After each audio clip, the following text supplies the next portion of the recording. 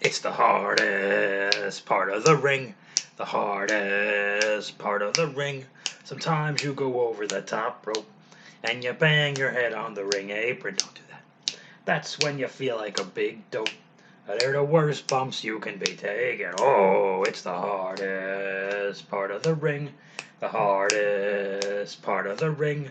Sometimes you're distracting the referee, and the babyface has your wrestler pinned.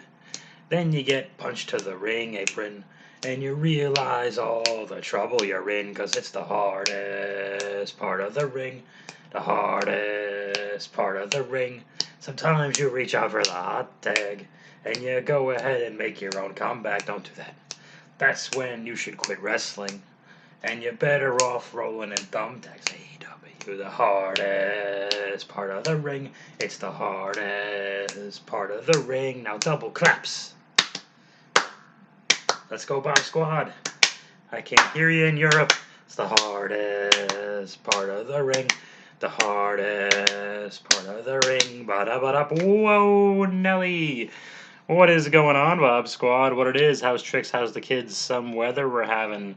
It is what it is, and I am what I am, and what I am at the end of the day. Like it or not, win, lose, or draw, cross your eyes and dye your T's. Just being the best Bob I can be, if you know what I mean, and I think that you don't.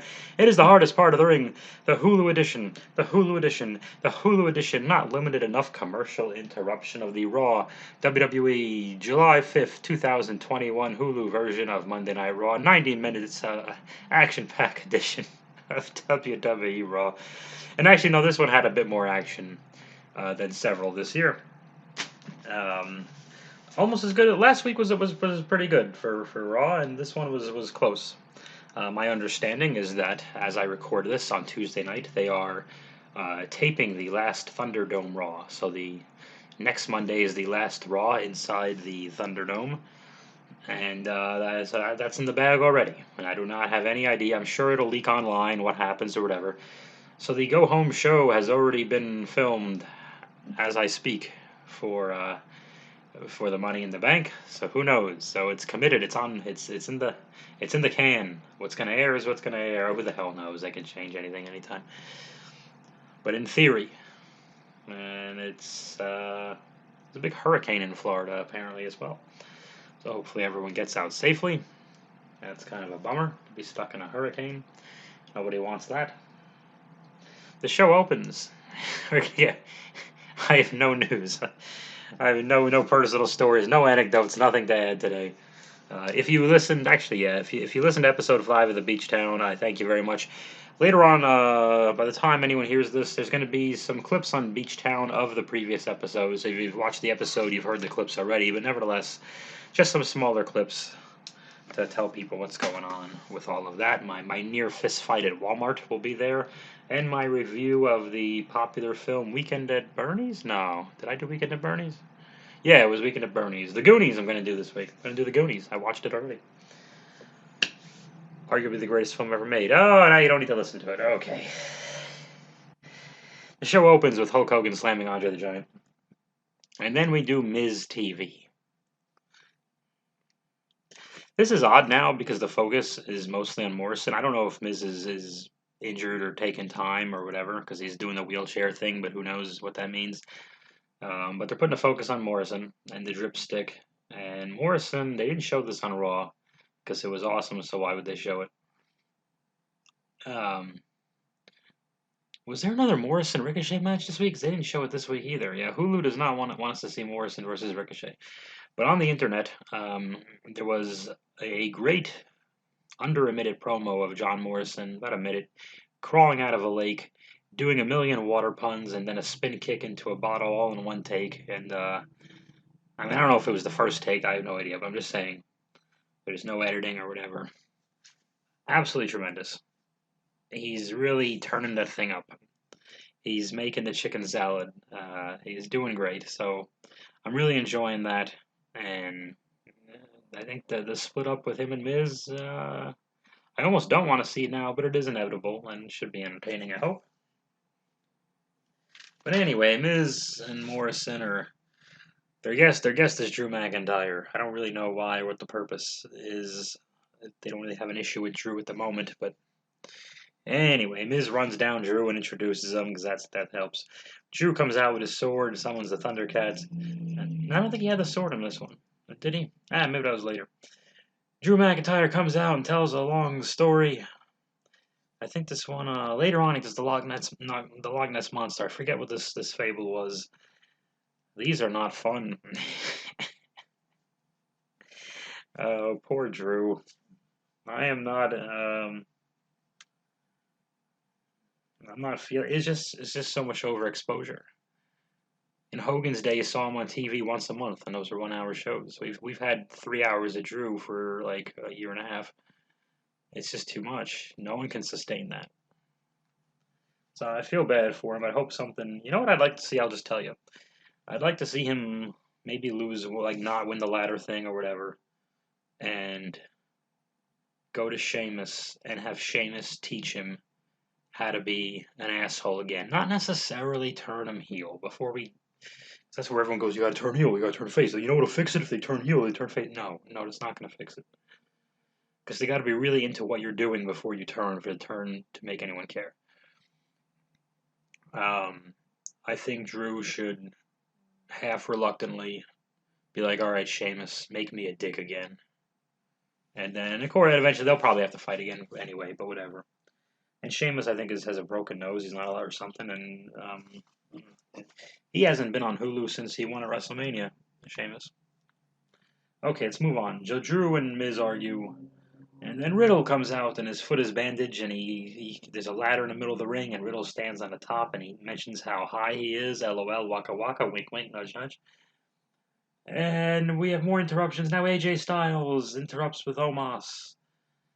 And it looks like this is not what happened, but it looked like they were setting up some absurdly big tag with Miz, Morrison, AJ, and Omos, or at least maybe 3 of the 4: AJ, Omos, Morrison versus Ricochet, Riddle, Drew. That's what I honestly thought they were setting up because it was all too perfect. Not even close. I was way off. But AJ Styles shakes the ladder. Riddle falls off, hurts his foot. AJ kicks Riddle in the foot. So Riddle's selling the shit out of the foot. This is very much the Riddle show for tonight and the last couple of weeks. Riddle is looking to the sky, wherever you are, Randy, which is hilarious because Randy's not dead. Good stuff from him. He's talking about making chicken salad. I'm sorry, guys. So a bunch of stuff happens, and eventually, I think Drew clotheslines Omos over the top rope, which is the most anyone's taken Omos off his feet or bumped him around. I'm sure the Vikings did some kind of. I think a few people have moved, and Omos went through the barricade through his own momentum, but yeah, Drew took the big hoss down. So I mean, Drew's the only babyface on the show. I would say let it happen, but so. And you need to do that once in a while, just to have something happen. So that was all interesting. So I have no idea what they were trying to set up or what the segment was supposed to be for. I guess it set up AJ and Riddle, but there's 19 other guys there, so I really don't know what interaction they had. Oh, that's right, Ricochet and Morrison too. But Ricochet doesn't come out during this, does he? Maybe he does. I took terrible notes, gentlemen. I feel. Ladies, lol, ladies. No ladies listening to this. Yeah, I think Ricochet came out too at some point. He must have. He must have. I'm an idiot. Okay. Jinder Mahal is back and he's got 2 big guys and a motorcycle. I don't know why. I have no idea why Jinder Mahal is on a motorcycle. But he's talking to an Irish guy who is less Irish every week. This guy's barely Irish. This guy's no more Irish than Irish Spring at this point. Are you kidding me? Okay. I've seen goodbyes that are more Irish than this guy at this point. He used to be so Irish, and now they took care of all that. They Irish Spring the soap. They washed them all. Okay, that didn't make any sense. Jinder Mahal tells the story of texting Drew to hang out, and Drew wrote, "Sorry, bro, too busy," and used the number 2 instead of TOO. That was very important. Who wrote this? Shayna and Nia and Reginald are backstage, and Reginald sees Alexa, but the other 2 don't, because it's like Scooby Doo. or the 1998 Ultimate Warrior return, where only Hogan saw Warrior in the mirror. So Bischoff didn't see Warrior, but we all saw Warrior, and so did Hogan. So does that mean Bischoff's crazy or Hogan? Didn't make any sense. Be that as it may, I guess there's an 8-woman tag coming up later or something. Oh, yes, there is. There's a recap of last week with Nikki Ash. I think they're just going with Nikki Ash now. Which, I mean, to me, that's a sign Karrion Kross is coming. So, but, I mean, I'm guessing. Naomi, Asuka, Nikki, and then Alexa. Yes, so Naomi, Asuka, Nikki have a very colorful, and literally, because there's colors everywhere, the three of them kind of cheer for each other, but then say they're all going to win the bank. I don't know. And then Nikki takes off, and then Alexa shows up and tells the remaining Naomi and Asuka that she will win. The blah blah blah. So I have a lot of insight. I'm just reading off to you what happened. Something just exploded in the kitchen. I hope that's not important. And the reason I'm just running through this part is because there hasn't been a match yet. That's what I really should emphasize. We're 20-something minutes into the show, and there has not yet been a match. So that's it sounds like I'm just rattling off what happened. Forgive me. I'm trying to get to a match, and it's increasingly difficult to do that with a Monday Night Raw recap because I can't just tell you word for word what they all said. Because what they all said was gibberish. There's an 8-woman tag. Dewdrop and Eva. And Nia Jax and Shayna Baszler versus Naomi, Asuka, Nikki Ash, and Alexa Bliss. A couple of things going on there. Naomi did a front dive over the top rope that the cameras kind of missed. There was an interesting spot. I thought I used to think the Alexa screaming thing was kind of dumb, but then they did a thing where Eva Marie did a big. Everyone else did something, and then Eva Marie did a big pose and spun around, and then Alexa screamed to her, and Eva kind of stumbled down and tagged out. I thought that stuff was fun. You need to do that sometime. So Eva Marie has actually, and she's had at least 3 or 4 matches back on TV. She's actually taken 0 bumps in those matches. Not that saying she can't take bumps or that she didn't go back to the PC and take a bunch of bumps. I mean, the gimmick is that she's doing very little and letting Dewdrop or whoever else do all the work, and she takes the glory. I understand that's the story they're telling. It's so confusing that they started the split between Dewdrop and Eva on like day 1. I'm a little lost there. But Dewdrop's putting up with it. I wish there was some way they would make it clear, like why would Dewdrop put up with it? Does Eva Marie have some kind of control over her contract? Does Dewdrop need Eva Marie for some legal reason to wrestle there? Because if not, like I understand when the big bulky heel runs out of shit to do and he gets a little sick of his mouthy manager, and maybe that big bulky heel loses a match or two, slips on a banana peel, gets rolled up, and then maybe that that little smarmy heel manager gets a little too big for his britches and kind of starts poking that big heel and the big monster heel in the chest for messing up, and then the heel finally grabs him by the jacket or the shirt, and everyone loses their mind, and maybe he calms down once or twice, and then eventually he nails him. But this is fine too. Like I'm not really hating it the way I thought I was gonna hate it. In the same week, I think we started Dewdrop Eva and the Nikki Cross thing, or maybe the same back-to-back weeks, or back-to-back weeks. But it was roughly the same time, and I remember thinking I'm gonna really hate both of these. And Dewdrop and Eve, I'm kind of behind. I'm like, when is Dewdrop? First of all, when is she gonna pick her own name? Because they did tell us on TV that they showed us Eva giving her that name. So it's not just wishful thinking. Man, I hate that name. They should change it. They told us on their TV that she did not choose this name for herself in that segment. So I'm interested to see where it goes. This match wasn't so bad. Interesting little things like the women were doing diving around and doing all that, but it wasn't as telegraphed as the 3-way with the 3 teams in NXT last week with the Legion of Gimmicks and the rest of them. This was a little more like they didn't all do one because there's 8 of them. I think it was like, but it ended with Nikki Ash. I gotta get used to that. jumping off. I forget if it was the buckle or the ring apron, which is the hardest part of the ring. If you didn't know, she Eva just moves and kind of and lets Doudrop take the brunt of Nikki Cross's blah blah blah. They got around the hypnotizing spot. I don't know why Shayna wouldn't have thought of this earlier, but I loved it because it made perfect sense. I no offense, Alexa, but because I like Alexa still, but this needed to happen. Alexa attempts to hypnotize Reginald, which I'm sorry, it's stupid. It's really stupid. It's just as dumb when the indie guys use a snake charmer or try to put the guy to literal sleep and tell the referee to count lightly or do all that dumb bullshit. Um, what has happened? But so what does Shayna do?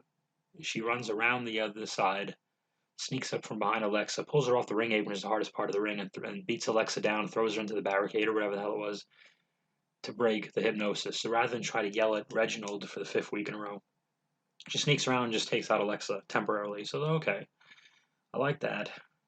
Like let's now that Shane has found a way to break that, can we maybe stop doing it? Be nice. Um, I liked Nia, and I'm gonna stay on Smash. I'm sorry for stay on Smash for a little while because I haven't talked much wrestling. I've just been blathering about promos where people were blathering about other promos. Dewdrop and Nia Jax squished Nikki Cross. They both bounced off the ropes and like splashed her at the same time. Twin Towers, not those Twin Towers, but Big Boss Man and Akeem used to do that too. And so they would squash her. And Nia gave Dewdrop like a nod, like "You're all right, you're all right." It's pretty badass. And the other two, Nia and Shayna, would show their frustration as well with Eva's tagging in and out for a very brief time and doing little work, like doing 3 kicks and tagging in and out. Eventually, Nia pins Nikki Cross. This needed to happen, even if you're for Nikki Cross, especially if you're for Nikki Cross. If you like the superhero Nikki Ash, sorry, it's gonna take time. If you like the Nikki Ash thing, she needed to lose because if she just keeps rolling up Shane, and I really thought she was gonna roll up Shane and pin her for the 3rd week in a row. Because if Nikki just starts doing that thing and pinning everybody and getting too far shoved down the throats, if she doesn't still have some underdog on her, that first live crowd is gonna shit on her hard. So I think Nia is not liked by a lot of those loud vocal fans. So I think Nia needed to pin her, and that was the right move to do. Samoan drop, she pins Nikki 1, 2, 3. Match gets 14,161 stars. Do not question the system. I don't have time to. It's very sophisticated. I don't have time to explain how that works. But 14,461 stars. It's very complex. I mean, this combination of these wrestlers have just beaten each other to death. I think we just need a roster shakeup. Something. Eva Marie does the announcement that the winner of the match, Eva Marie, like she's the only one on the team and won the match, which was good to show Nia getting pissed off at her and Shayna being like, all right, leave it. But it's to make that point, like, Eva, you got no friends. So, well, I could see if she's still around, I could see Eva doing something like entering like the women's rumble and everyone's stopping and chucking her, something like that. So they'll have her win the rumble. Never mind. What the hell am I kidding? Lashley's ladies are next, and they're talking to the Irish, not Irish guy. Okay. MVP says, "How do you get in here every week?" Which makes a great point. The Irish guy always has to interview them, which I guess makes sense because you wouldn't send Sarah Schreiber in to interview. I mean, forgive me for like Schreiber's an attractive lady, and it would just be weird for them to say, "Hey, Sarah, look at all these attractive ladies we got." Like, what the hell does she care? She's another one, attractive lady. So it's kind of, but you say the Irish guy who's barely Irish anymore. Yeah, we got all these ladies here. You'd be like, okay, well, that's something to brag about. I don't know. Maybe I thought too much into it. Bobby Lashley was very angry at Kofi Kingston for knocking out MVP last week, which makes perfect sense. A blonde lady, here she is. Oh, the blonde lady. Sarah Schreiber's talking to Drew McIntyre. And then Drew tells us his sword was made by a tooth of the Loch Ness Monster. Drew. Drew, what are you doing to me? Drew, you're breaking my heart. Apparently, Drew is either now a crazy person or not even. He doesn't come off a crazy person. He comes off someone who thinks we're. He comes off as someone who thinks we're stupid. What happened, Drew? Anyway, the sword means a lot, and he's going to wrestle Jinder Mahal. They used to be in 3MB 7 years ago, so we have to mention that as much as possible. What happens after that? I don't fucking know what happens after that. Oh, Drew wrestles Jinder Mahal, and Drew takes the sword. He summons the Thundercats. I mean, they have a basic match, nothing to write home about, and why would you write home? What a waste of a telegraph to my mother that would be. Dear Mom, these two wrestlers you don't know fought. How does she care? Anyways, a DQ, the two big guys that are with Jinder Mahal attack Drew, so it's an automatic DQ. Jinder steals Drew's sword. Okay. So, I can't imagine this is much more than an Occupy Drew until some other pay-per-view type of feud. Maybe Drew gets the sword back on next week's show, which has already been taped, and I have no idea what happens. But maybe it was just whatever. I don't know. I don't know what's happening with Drew, and Drew is the favorite to win the Money in the Bank. I mean, clearly, that's the safe bet. But who knows? I think a Raw woman. I'm going to trail off. I'm sorry. A Raw woman will definitely win. The man I can't 100% pick, even though Drew is the safe pick.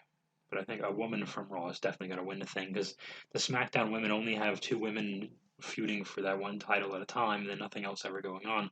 And right now, those two women, Bayley and Bianca, have a match on that show. So that's why I think a Raw woman's going to win it. It just seems like there's more invested in the whole Raw show and the Raw women too. What was my original point? I don't know.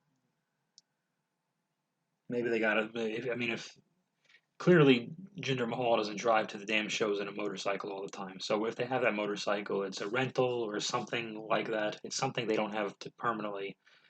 So something will happen to it, or it was a one-off because somebody had a promotion of some sort with a motorcycle. But I seriously doubt we're going to start seeing Jinder Mahal just motorcycle it down to the ramp like The Undertaker in a day. That's highly unlikely in all likelihood. I spent too much time on that. Priest and Riddle. Damian Priest is back. I think he has some of his hair is pink or purple. He's talking to Riddle. Um, didn't make a lot of sense. Riddle still talks as though Randy is dead. Priest advises Riddle to stop wrestling all these crazy matches. You got a broken foot and a ladder thing coming up. Riddle does not listen. Riddle wrestles AJ Styles. Wow. Oh, I was happy. This was a great match. Um, Obviously, a hell of a lot more grounded than you would think when you see these two names on paper, but they told an awesome story where AJ's obviously going to work the foot, and Riddle is just braving it out and being as clever as he can be to get away from AJ, but hook holds and avoid that foot. And Riddle does make some overzealous mistakes, even in his entrance. He does the hop over the rope, doesn't do the big split with the birdies, but they keep selling how hard it is to deal with his foot. And AJ, of course, is a pit bull all over it. They went to break in the middle of the match. It was lengthy, but it was a good story. This is what old, angry, grumpy wrestling people mean when they say no one tells a story in the ring anymore. This was a story. The story here was really about Riddle's heart. That's what they wanted us to know. And Riddle kept kicking out of these finishes, these big moves. Um, he eventually did he would get AJ down for a second and do his senton. He tried to go up to the top rope. He ended up having to do a backflip, land on his feet, and get hurt again and again and again. And finally, Riddle is just doing everything he can to go against more or less the greatest wrestler in the world, AJ Styles. The referee is backing AJ up. Omos reaches in. The Colossus, he sweeps that. He's got the one tag belt on his shoulder they never defend. And he hits Riddle in the leg, and Riddle is down, just screaming in pain. And the two Viking guys show up from underneath the barricades where the crash pads usually are. And they corner Omos, and Omos is distracted. AJ's distracted, of course. There's a roll up 1-2-3. Riddle has defeated AJ Styles against all odds. This was great because here's the thing: if AJ pinned Riddle, it wouldn't have hurt Riddle at all. And AJ got the fluke win on AJ. Riddle got the fluke win. I don't think that hurts AJ one bit either. I think both these guys told such a good story and reminded you who AJ was and let you know more about who Riddle is at the same time. So for that, I appreciate this match. I was happy to see it. The rest of the program. I don't know, I think we could have closed with Riddle and AJ. Charlotte Flair has a crutch. Rhea Ripley has a crutch. It turns out that both of them are faking injuries. Again, why am I cheering for either of them? I don't get it. So they were doing crutches. They basically had the Vader Obi-Wan fight from A New Hope, where they touched. There's like two ducks of the crutch, and then they touch the crutch once or twice up high, then once or twice down low. Eventually, Rhea loses her crutch, and Charlotte hits her in the gut and goes for the. Or I think vice versa. I forget. Oh yeah. Rhea went for a big shot on Charlotte, and Charlotte rolled out of the ring onto the bottom rope past the ring apron. It's the hardest part of the ring onto the floor. So Rhea was like, it's hard to say. It's not like, well, one's clearly the baby face and one's clearly the heel. Charlotte's 100% heel, and Rhea's 98% heel. You know, does that make sense? It doesn't make sense. That's the problem. It's on TV. It doesn't make any sense. But that seems to be what they're doing. Charlotte's completely a heel, and Rhea's 90% a heel. So really, we have 80% of heels in the matches. I don't know. It's Bob math. I'm not sure where they're going, but I guess these two are having another match, and that's the shame. It's a shame to me that there's going to be a Charlotte Flair versus Rhea Ripley match on an upcoming big show that I'm not going to care about. And that breaks my heart because you should care. I cared about their 2020 WrestleMania one. I think I even cared about whatever their first pay-per-view one was. Or maybe it was the three-way they had with Asuka. I forget. Not what it sounds like. Stop it. Yeah, I don't know. I can't care because I don't think there's going to be a title change. I think they're holding off till SummerSlam. I have no idea what the status. There's always going to be Becky Lynch is the new. We always think she's about to return rumor. That's like her new spot. The Becky Lynch spot is the rumors of her return around the corner are always going to exist now. It's just going to be one of those things. When is Becky coming? When is Becky coming? I don't know. She's a mom. Doesn't mean she can't work out. Doesn't mean she can't wrestle. Lacey Evans did it. I think Tamina has kids. I have no idea who else does or doesn't have kids. I'm just saying, she'll come back when she's ready to come back. And when they want her back, I'm sure they want her back ASAP. They probably want her back the day after birth. Are you kidding me? Like, oh, you gave birth. Can you get on a plane? God damn it, Becky. Bobby Lashley is doing pull-ups. I love this. It was just 10 seconds, not even, but this is great because it's real. He's got real muscles. He's really a big guy. He's doing real pull-ups. And they really look awesome. It's just something real. Little things. Little things. MVP and Bobby Lashley team up in the main event to wrestle the New Day, Kofi Kingston and Xavier Woods. Good tag team match. Good to show the New Day having a little bit of anger and a little bit of fire, kicking MVP's ass, and Kofi constantly taking cheap shots at Bobby Lashley, not verbally, but as Bobby Lashley is the illegal man who's standing on the ring apron, is the hardest part of the ring. Kofi would fire up on MVP, hit Lashley, fire up MVP, hit Lashley. This was good. This was very good. Kofi hit his finish on Lashley, and you know what? There was one spot in particular. I want to say Lashley did a big move to Kofi and went to pin him, but it was not legally. No, that was the 8-woman tag. Never mind. They did a thing where somebody had somebody beat, but there was clearly no tag, so they made the referee enforce it, which was good. Oh, that's when Nikki rolled up Shayna with the llama. That was it. So basically, they wanted to tell you Nikki would have Shayna beat 3 weeks in a row, but because of illegality, she didn't. Okay, never mind. Anyway, Kofi took a big bump or whatever. Oh, Woods broke up the pin after the big titty slam that Bobby Lashley did. Woods broke it up, that's right. So Woods is out of the ring for some reason. He got thrown out of the ring by Bobby Lashley over the top rope onto the ring apron. Hope they didn't bang his head because he'd feel like a big dope. And Trouble in Paradise, big finisher on Lashley, knocks Lashley out of the ring. MVP gets one for his troubles as well. 1, 2, 3. The New Day wins. And this is the second to go home show for Money in the Bank, which is odd. That's an odd one because you would think that would be the last thing you'd see, teasing us into Kofi and Bobby Lashley. But I guess it'll be something else. I don't know the answer. Maybe they'll just have Kofi pin Lashley in a tag or something. I don't know. I don't know the answer to that question. But so it's really hard to judge. Not a bad show. It's a shame the women's division there. They're stuck doing the same stuff over and over. I really think. Let me get some water. Hang on a second here. Oh.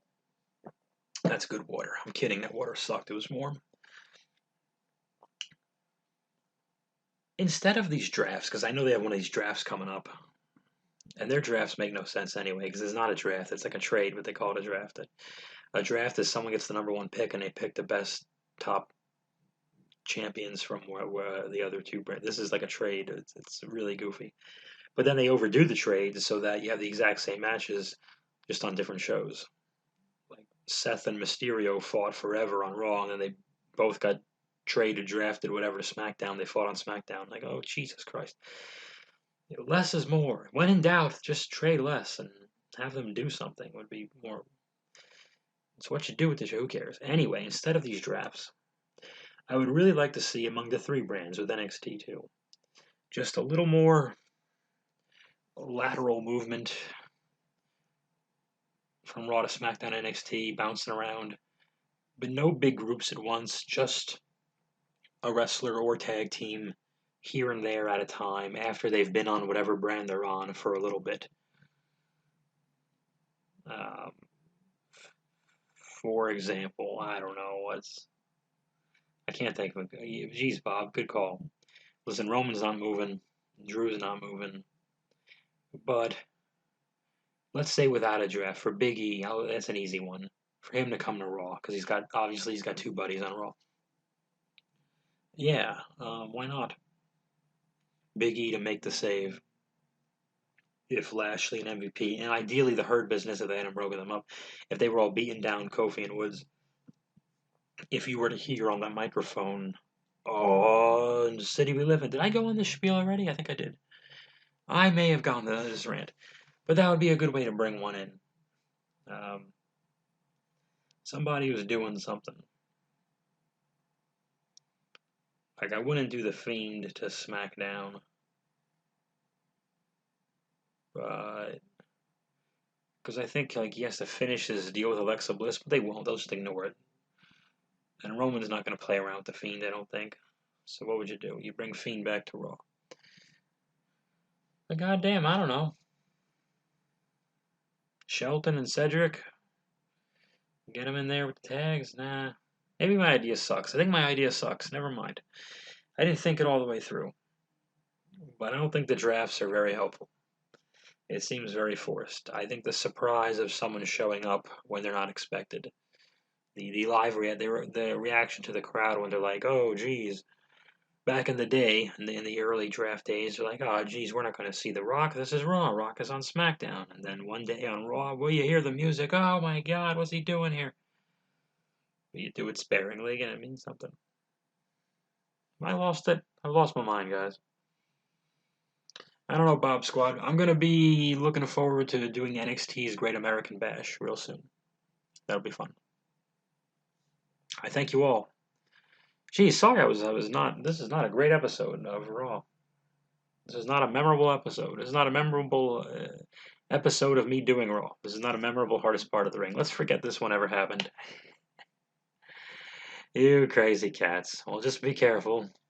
And if your baby faces the wrestler pinned, don't get punched down to the hardest part of the ring. The hardest part of the ring. Ba-da-ba-da.